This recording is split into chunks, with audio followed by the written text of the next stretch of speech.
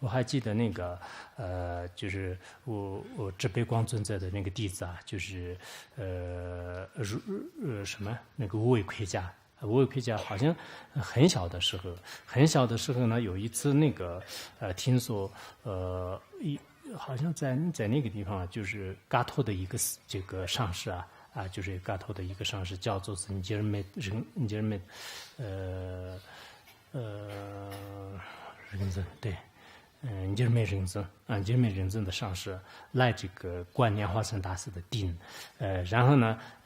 就他也去这个听说，就那个时候他很小的，他去听说，而且呢，就是他当时也得到了那个灌顶的命名，就是那个命名呢，就是叫做是一系认真吧，就是一系认真，就是智慧成名的意思。然后他就对莲花生大师产生很大的这个信心，就回来呢，就是继续就是放他的羊，就是当时他在那边是放羊，然后放羊的时候呢，就是有一次就是转到一座这个山就是一座岩山，这个岩山呢就是特别的大，然后这个岩山上面呢就是有莲花生大师修行的这个山洞修行的一些这个地方，然后他就对着这个莲寺的这个深山就是深山呢就是开始很猛烈的这个祈祷莲花生大师。但一会儿的时候呢，就把这个整个山呢，就是变成了就是特别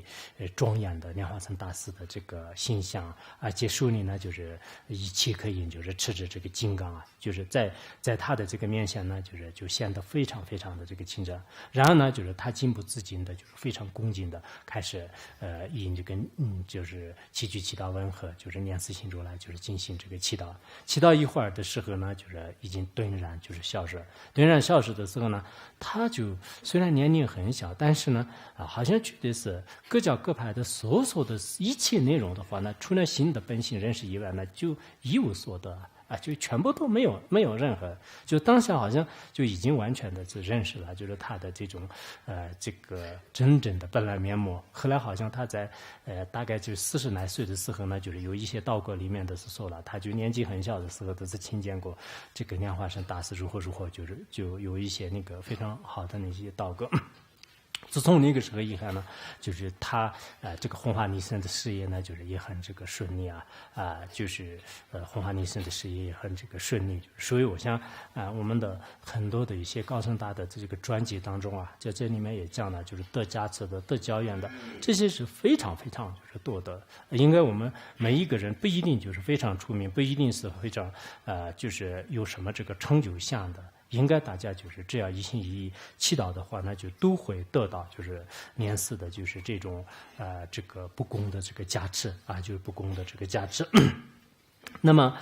也就是说这个怎么说就是